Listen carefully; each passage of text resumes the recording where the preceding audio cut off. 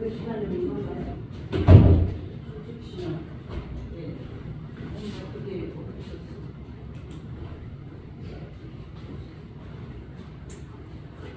네.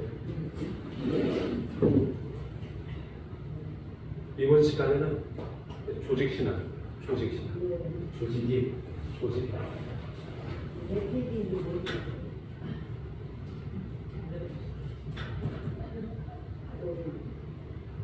조직신학이에요. 조직신학은 우리가 먼저 들으신 분들은 아시겠지만 시스테미컬 비올로지라고 말을 씁니다. 시스테미컬 비올로지. 시스템은 조직이라는 뜻입니다.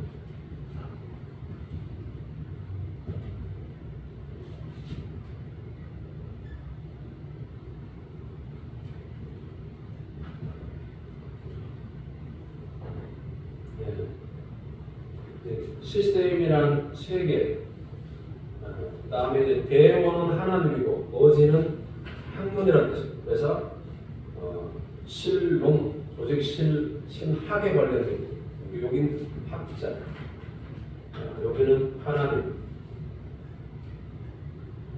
혹은 신이라고 합니다. 여기는 조직, 혹은 세계.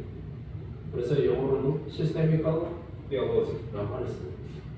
조직 신학입니다.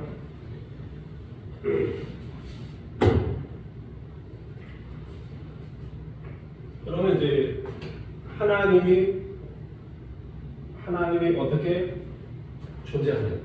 네, 요거를 신론이라고 합니다. 신론.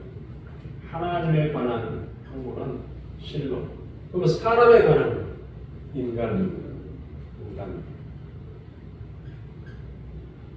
그러면 사람이 모이는 것을 교회라고 부르니까 교회. 그러면 사람은 나중에 이제 죄를 지었으니까 구원을 받아야 됩니다. 그래서 구원론도 있고.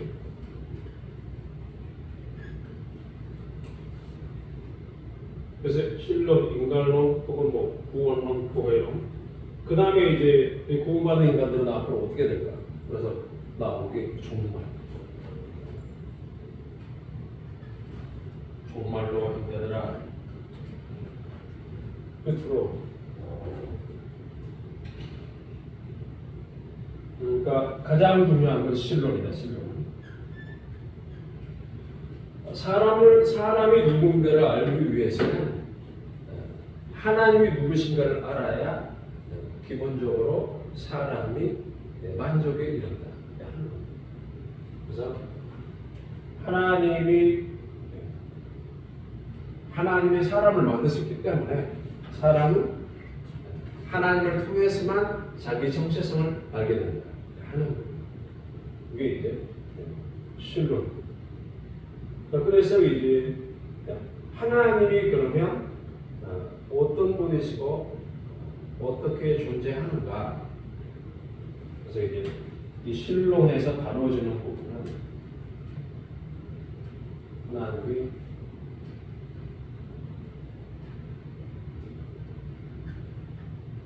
삼위일체로 존재하신다. 그러니까 삼위일체라는 것은 삼위란 person 이런 말을 써요. person, P-E-R-S-O-N, person이라고 하면은 어떤 인격 이렇게 표현하고, three persons라고. 그러니까 삼위가 있는데 이 삼위가 성부 하나, 성자 하나, 성령 하나. 그러니까 성부 하나님, 성자 하나님, 성령 하나님이 삼위인데 일체이다. 하나다. 그래서 이제 성부만을 주장하면 안 되고, 성자만을 주장하면 안 되고, 성령만을 주장해도 안 된다. 그래서 삼위가 일체가 되어 있다. 이게 삼위일체 하나님이 각각의 일을 해요. 위격적 사역이라고 하는데 삼위일체 하나님이 일을 하시는데 성부 하나님은 창조를 하십니다. 성자 하나님은 구속을 하십니다. 성령 하나님은 어떻게 하느냐? 우리로 하여금 감사해요. 요 시스템은 어디에 있느냐? 요번에 하이델베르크 요리입니다. 하이델베르크. 저희들이 이제 저희 교회가 지난 몇십 년 동안을 계속해서 가르치는 이게 다 하이델베르크 요리입니다. 요 요리 문답을 해서 이제 계속해서 가르쳐 왔습니다. 지금은 우리 성도들 중에 성경에 대해서 좀 가르쳐달라 해서 오후 시간에는 성경 기초학을 가르칩니다. 거의 뭐 신학교 시간하고 똑같아요. 그래서 제가 우리 성도들에게 신학생들은 1년에 등록비가 240만 원입니다. 여러분들이 100만 원씩 내라고 했어요. 이 비용은 게 100만 원씩 내요. 그런데 여러분들이 11조를 하는 맞겠다. 이걸 굉장히 오랫동안 했습니다. 성경 구조를 하나하나. 요 구조가 여기 신앙 고백에 대한 내용들이 이제 아이들의 요리 문답이라고 여기에 이 구조가 이렇게 되어 있습니다. 하이델베르크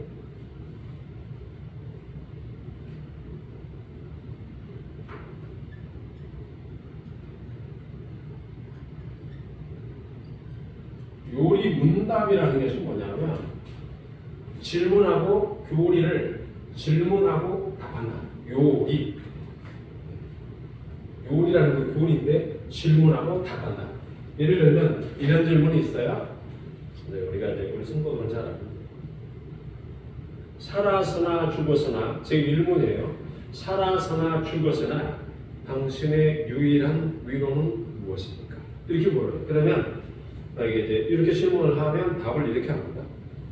살아서나 죽어서나 나는 나의 것이 아니요 몸도 영혼도 나의 신실한 구주 예수 그리스도의 것입니다. 그리스도께서는 그의 보혈로 나의 모든 죄값을 완전히 치르고 나를 마귀의 모든 권세에서 해방하셨습니다. 또한 하늘에 계신 나의 아버지의 뜻이 아니면 우리들 하나도 땅에 떨어지지 않도록 나를 보호하시며 참으로 모든 것이 합력하여 나의 구원을 이루도록 하십니다. 그러므로 그의 성신으로 그분은 나에게 영생을 확신시켜 주시고 이제부터는 마음을 다하여 즐거이 그리고 신속히 그를 위해 살도록 하십니다. 사나 죽으나 우리의 유일한 위로는 무엇인가? 위로를 다루기 때문에 이걸 인간론적 측면에서 시작하고 있다라고 특징을 갖고 있는 것이 하이델베르크 요리 문답입니다. 자, 그래서 이러한 두 번째 질문, 이게 제가 요게 나오니까 설명해드릴게요. 이러한 위로 가운데 복된 인생으로 살기 위해서, 살고 죽기 위해서 당신은 무엇을 알아야 합니까? 답입니다. 다음 세 부분입니다. 첫째, 나의 죄와 비참함이 얼마나 큰가. 둘째, 나의 모든 죄와 비참함으로부터 어떻게 구원을 받는가. 셋째, 그러한 구원을 주신 하나님께 어떻게 감사드려야 하는가. 요겁니다. 그러고 나서 서로를 다 그렇게 하고 죄와 비참에 관하여 이렇게 나옵니다. 죄와 비참. 그러면 이제 죄와 비참에서 3문에 이렇게 나옵니다. 당신의 죄와 비참함은 어디에서 합니까? 네, 하나님의 율법에서 나의 죄와 비참함을 압니다. 그럼 하나님의 율법이 우리에게 요구하는 것은 무엇입니까? 마태복음 22장에서 이렇게 요약합니다. 내 마음을 다하고 목숨을 다하고 뜻을 다하여 주 너의 하나님을 사랑하라 하셨으니 이것이 그거 첫째가 되는 계명이요. 둘째는 그와 같으니 내 이웃을 내 몸과 같이 사랑하라 하셨으니 이 두 계명이 온 율법과 선지자의 강령이니라. 네. 이렇게 되어 있어요. 정말 쉽고 재미있어요. 그러고 나서 이제 다섯 번째 문은 당신은 이 모든 것을 온전히 지킬 수 있습니까? 아닙니다. 나에게는 본성적으로 하나님과 이것을 미워하는 성향이 있습니다. 그래서 이제 쭉 거듭나게 하지 않으면 안 된다라고 하는 부분들이 쭉 나옵니다. 이 부분들이 이제 알고 있으면 좋습니다. 자, 그래서 성부 하나님과 우리의 성부, 성부 하나님 우리의 구속, 성령 하나님과 우리의 감사. 자, 그래서 이 감사에 대한 내용으로 이 내용이 어디에 있느냐? 이거를 여기에 대한 부분은 사도신경에서 그 근거를 갖고 있다. 이렇게 해서 삼위일체에 대한 부분들을 설명하는 답이 있고요. 그다음에 이제 하이델베르크 말고 이것은 이제 신앙 고백서가 이제 가르치는 소위의 문답, 배위의 문답도 있습니다. 소위의 문답은 김유경 교수님이 가르치시고요. 배위의 문답도 그거보다 조금 더 청년들이라든지 목회자 혹은 신학생들을 가르치기 위해서 필요한 부분입니다. 그래서 여러분들은 장로교 목사가 되려면 이런 고백서에 대한 부분들을 잘 알고 계셔야 됩니다. 그래서 삼위일체 하나님이 이렇게 일을 하신다. 창조하시고 구속하시고 그리고 구속받은 자들이 하나님께 감사하는 삶을 살 수 있도록 성령께서 끊임없이 우리를 이끌어 가신다. 이런 내용. 그래서 지난 시간에도 여러분들에게 나눠준 여기 보시면 숙제, 과제 있죠. 이게 안 받으신 분들 없죠? 다 받으셨죠? 네, 여기에 보면은 목차에 보시면 서론 및 문제 제기 나오고요. 한 페이지 넘기면 여기에 보시면 서론 및 문제 제기가 나와서 신구약 실체의 통일성의 근본에서 삼위일체의 실체의 통일성입니다. 네, 이거 교재 한번 보시죠. 이게 나머지 유인물 안 가져오신 분들 있습니까? 있어요? 아, 그래요? 네? 너무 열심히 공부를 하셔서 듣는지도 몰라요. 자, 그래서 이제 이것들을 여러분들이 읽으셔야 돼요. 읽으시면 이제 아직은 잘 모르시겠지만 이것을 읽어가다 보면은 어떤 흐름들을 알게 되고 여기에 이제 장로교 신학교에서 어떤 언어들을 사용하는가, 용어들을 쓰는가 이런 부분들을 여러분이 보셔야 돼요. 스코틀랜드 들으세요. 스코틀랜드 고백서, 스코틀랜드 고백서라고 나와요. 그래서 여러분들이 제가 숙제를 내드릴 때 스코틀랜드가 어디 있는지를 알아야 돼요. 이 고백서가 뭔가 하는 부분들은 스코틀랜드 신앙 고백서가 있어요. 네. 그 유리문답이 있단 말이에요. 자, 그러면 스코틀랜드 고백서에 나타난 신구약의 실체의 통일성. 이게 첫 번째 단락입니다. 신구약의 실체의 통일성. 그럼 신구약 실체의 통일성이라는 것은 무슨 뜻이냐면 신약과 구약이 약속으로 되어 있는데 이 약속이 옛 약속이고 새로운 약속이라 해서 옛 약속이 취소되고 새로운 약속만 부각된다 이 말이 아니고 옛 약속이든 새로운 약속이든 같은 동일한 삼위일체 하나님의 실체자세요. 성부 하나님이 말씀하실 때도 예수님이 계신 거고 성령님이 계셔서 삼위일체 하나님의 동시사역, 동시발생이다. 우리는 태초에 하나님이 천지를 창조하시니라. 그럼 어떻게 돼요? 아니 뭐야? 창세기 1장 1절에 태초에 하나님이 천지를 창조하셨는데 아니 예수님은 어디 계셨대? 이렇게 질문할 수 있잖아요. 그래서 교회 안에 이런 문제들이 일어났어요. 이단들이 이런저런 이야기를 하니 그래서 아니다. 예수님이 하나님이십니다. 그래서 나온 게 뭐예요? 요한복음서죠. 그래서 나온 게 태초에 말씀이 계시니라 이 말씀이 하나님과 함께 계셨으니 이 말씀은 곧 하나님이시다. 이 말은 신구약의 신약과 구약의 실체적 통일성, 하나님이나 예수님이나 같다는 겁니다. 그럼 복음이 뭐냐? 복음이라는 것은 예수님이 하나님이시라는 사실을 깨달을 때 열리는 진리다. 자, 그러면은 두 번째 B번 한번 보세요. 첫 번째 A번은 스코틀랜드 고백서에 나타난 신구약 실체의 통일성에 관한 이야기를 하고, 두 번째는 신구약의 실체의 통일성에 근거한 속죄 사역의 효과적 통일성. 어렵죠. 말만 어렵게 만들어놨죠. 이 말은 무슨 말이냐면, 여기 보시죠. 설명을 듣고 설명. 르이 있어요. 제사제도가 나오죠. 네. 속죄 제물로 어린 양이 바쳐지죠. 네. 아니, 예수님도 아니고 어린 양이 바쳐지는 거예요. 그게 무슨 약속이 하나지? 그러니까 그러면 레위기에서 이스라엘 백성들이 아론이라는 제사장을 통해서 속죄의 제물을 계속 갖고 와가지고 은혜를 드리기 시작하는 이 제사 제도를 왜 해주셨나?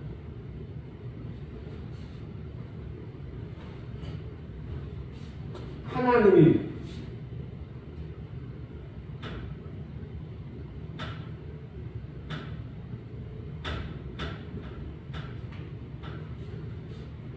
왜 주셨지? 이렇게 되는 거예요. 그러면 인간은 제가 이야기했잖아요. 인간은 시간 더하기 공간이다. 공간에서 살고 있는데 인간은 사람이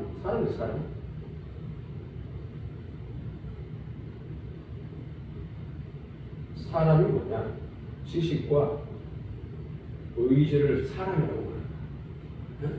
지식과 의지를 사람이라고 말합니다.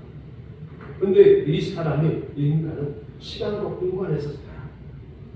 그러니 지난 시간에 설명드렸지만 안다는 것은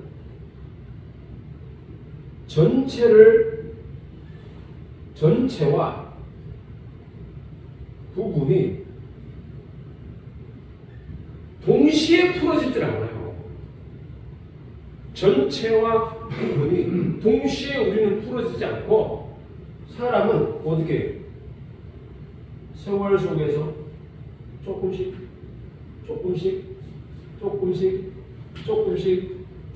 조금씩 알아져가는 거예요. 그래서 이거를 점진적으로 표현합니다. 그러니까 점진적이라는 게 이게 무슨 뜻이냐면은 레위기의 제사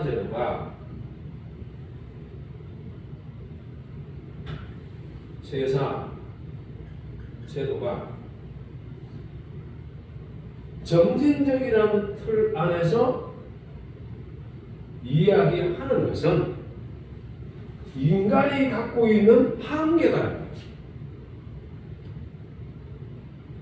요거를 인간 편에서 갖고 있지 않고 하나님 편으로 딱 가면, 하나님 편에서 딱 보면 이거는 영원에서 즉 무한한 상태죠. 무한한 상태에서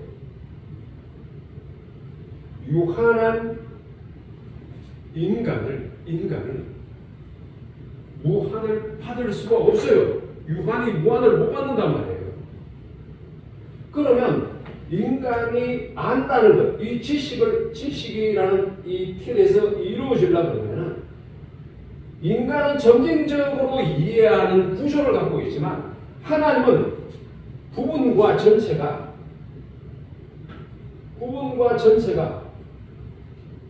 동시에 드러난단 말이에요. 동시에. 왜요? 하나님은 시간 공간이 없어요. 곧바로 이해가 되게 되는 거예요. 네, 그 이야기를 하는 거예요. 자, 그러면 사람은 그 시대를 살아가면서 레위 때는 양을 드리면서 레위기 제사제로는 양을 드렸잖아요. 양을 번제물로 드렸지만 이 양이 제발 좀 알아라. 이 양은 그냥 양이 아니고 너희들이 눈으로 보는 이 양이 그냥 양이 아니라 이 눈의 시각을 하나님께로 올리도록 해야 돼. 이게 이 하나님께로 못 올라가니까 누가 와요? 선지자가 오는 거예요. 선지자가 하나님께로 못 올라가니까 선지자들이 와가지고 말씀을 하나님의 말씀을 대언을 해. 대언해서 하나님께로 돌아가라. 하나님께로 이 하나님께로 돌아가는데 어떤 하나님께로 돌아가냐 하면 하나님이 애굽에서 종되었던 종이 아니에요. 종되었던 이스라엘 너희들을 여기에서 출애굽을 시켜가지고 여기에서 죄로부터 구원을 주신 하나님께로 돌아가는데 이 구원이 홍해 사건을 통해서 확인된 기가 막힌 사건이다. 네. 선지자들은 뭘 하냐면 출애굽 사건을 근거로 해서만 이야기를 해요. 선지서를 읽어보면 무조건 출애굽이 출애굽. 출애굽과 관련된 이 출애굽의 내용, 이 사상들을, 이 신앙을 갖고 있지 않은 것에 대하여 계속해서 돌아가라고 가르치는 이유가 뭐냐? 이유가 양은 눈에 보이는 양이 아니고 이 양은 영적으로 하나님 자신이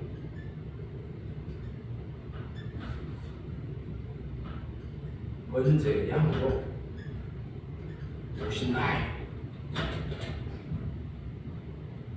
창세기 22장 8절이죠.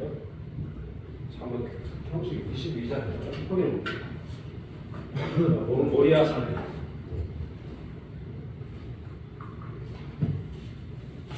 창세기 찾아볼게요. 모리아 산 맞죠? 다 같이 읽습니다. 시작. 아브라함이 이르되 내 아들아 번제하러 있고 하나님이 자기를 위하여 친히 준비하시리라 하고 두 사람이 함께 나아갔다. 자, 그래서 이거는 이제 이 번역은 좋지 않다. 이게 원래 의미는 뭐냐면 하나님 자신이 번제할 어린 양으로 온다. 이거. 자, 그래서 이제 여러분들이 이 내용들을 보면 하나님 이 실론에 대한 부분에 있어서 중요한 게 이거예요. 인간적인 측면에서는 시간과 공간을 살아가다 보니 구원의 서정이라는 게 나온다. 구원의 서정이라는 것은 하나님이 우리를 부르셨어요. 구원의 서정이 하나님이 우리를 콜링하죠. 부르시면 우리가 어떻게 부르시는 자가 중생을 해. 부르신다는 게 저기 우리를 부르시면 우리가 생명이 공급받으니까 새롭게 태어나니까 하나님이 누구신지를 알게 돼. 그러니까 하나님 누구신지를 알게 되니까 어떻게 회개를 할 수밖에 없는 거예요. 자신이 죄인인 걸 알고. 그래서 믿음이 우리를 부르실 때 우리에게 믿음이 들어오니까 하나님 누군지를 알게 되고 하나님을 알게 되니까 자신의 죄도 알게 되고 그래서 하나님 앞에 회개하게 되니까 우리가 거듭난 자가 되는 것이고 거듭난 자가 되니까 우리에게 하나님의 자녀가 되는 양자가 되는 이 은혜를 받게 됩니다. 그 양자가 되게 되니까 그 다음부터 뭐예요? 하나님이 끝까지 인도해 가시는 견인이 우리에게 주어요. 이게 구원의 서정입니다. 그래서 구원의 서정에 대한 부분들을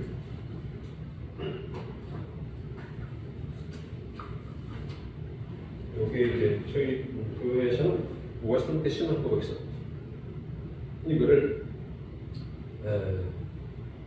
10시 30분에 저희들은 주일학교, 작년부 주일학교 공부를 10시 30분에 작년부 주일학교를 시작을 해서 10시 50분에 주일학교를 마쳐요.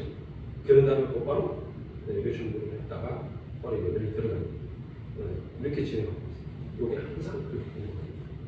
여기 보시면은 웨스민스터 신앙고백서에 나와요. 그쪽에서는 안 보이죠. 화면 속으로 교통 보이는데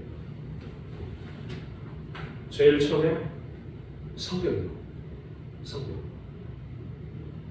이 종교교육을 할 때에요. 이 피드들은 목숨을 걸고 싸웠던 내용은 바로 이 부분입니다. 지난 시간도 말씀드렸지만 교회 안에, 성경 안에 난해 구절들이 있어요. 난해한 구절들은 로마 카톨릭에서는 교회 자체 내 전통에 의하여 해석한다. 그에게 해석할 권리가 있다. 교회의 권위를 준 반면에 개신교, 우리가 개혁학교는 뭘 주장합니다. 아니다. 어려운 성경 구절은 다른 데 기록된 성경 구절에 의하여 해석되어진다. 그래서 성경이 성경으로 해석한다. 이렇게 나온 게 오직 성경, 소마 스크립트라고 합니다. 그래서 개신교회에서는, 개혁파 교회는 뭘 고백하냐면 제일 먼저 교회를 위해 두는 것이 아니라 제일 먼저 성경이 최고의 권위다 결정해야 된다. 이 성경에 하나님이 누구신가를 알 수 있다. 그래서 성경 다음에 하나님이 나오는 거예요. 이 하나님이 존재가 삼위일체로 존재합니다. 복수적 개념이 아니라 쌍수적 개념이라고 한번 설명드린 적이 있었죠. 네. 쌍수라는 게 이게예요. 손과 손. 손이라고 말하는데 딱 붙어 있어. 이건 복수라고 하지 않고 쌍수라는 말을 했습니다. 그래서 세 분 하나님이 없고 한 분 하나님인데 복수 개념이 아니라 쌍수적 개념. 그 개념을 여러분들이 좀 알고 있으면 되는데 여기 삼위일체가 그것을 설명하고 있어요. 하나님이 삼위로 계십니다. 근데 이분은 하나님. 그래서 삼위일체. 근데 이 하나님은 뜻을 갖고 계세요. 그래서 나오는 게 하나님의 작정이다. 하나님의 작정. 하나님의 작정인데 하나님의 작정, 영원한 작정이에요. 벌써 시간이 저렇게 갔습니까?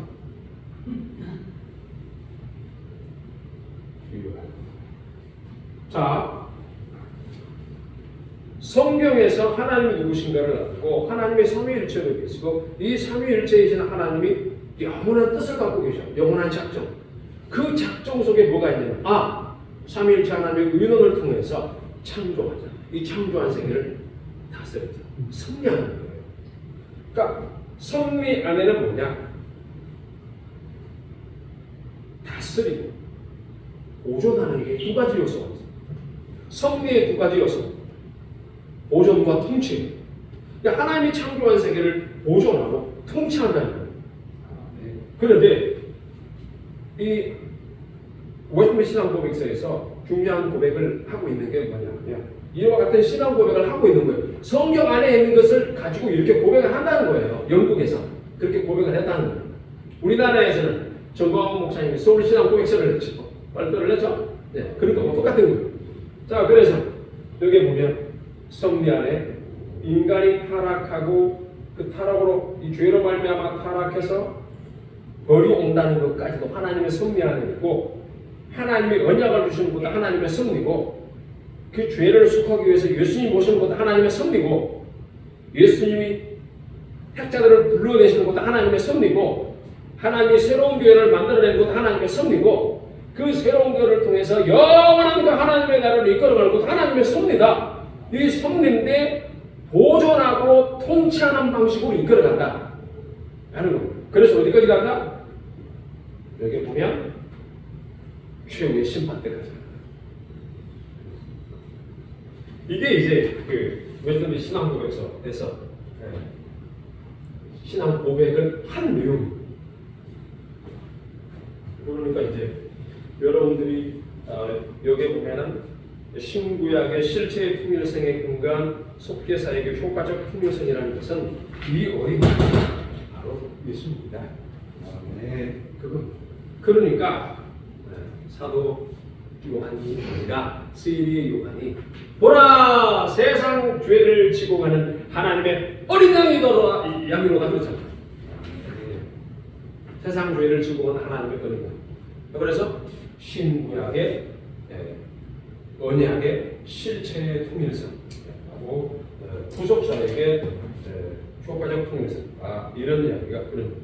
그래서 여러분들 이거를 좀 시간이 걸리더라도 답답하겠지만 읽으셔서 용어에 대해 친숙하셔야 됩니다. 아셨죠? 언어에 대해서 이 용어에 대해서 쭉 하시라고. 그리고 맨 마지막 결론을 읽으시면 여러분들에게 내드렸던 숙제에 대한 부분들에 여기에 좀 참고할 수 있어요. 마지막 부분입니다. 기도합니다. 하나님 감사합니다. 오늘도 우리가 조직신학을 배워오면서 차츰차츰 주님이 계시로 주신 이 성경이 어떻게 기록이 되어 있고 어떻게 우리가 이들을 이해하고 가르쳐가야 하는 것인가를 잘 알고 배워가는 이 연습을 꾸준히 나갈 수 있도록 인도하여 주옵소서. 우리 가운데 여러 가지 만나는 일들마다 하나님께 모든 것을 배워 맡기고 의지하고 감사함으로 우리에게 주어진 그 일들을 꾸준히 끊임없이 걸어갈 수 있도록 인도하여 주옵소서. 마치고 돌아갑니다. 하나님 함께 해주셔서 한 주간 동안 주의 은혜로 붙잡아 주옵소서. 우리 주 예수 그리스도 이름으로 기도하옵나이다. 아멘. 수고하셨습니다. 수고하셨습니다.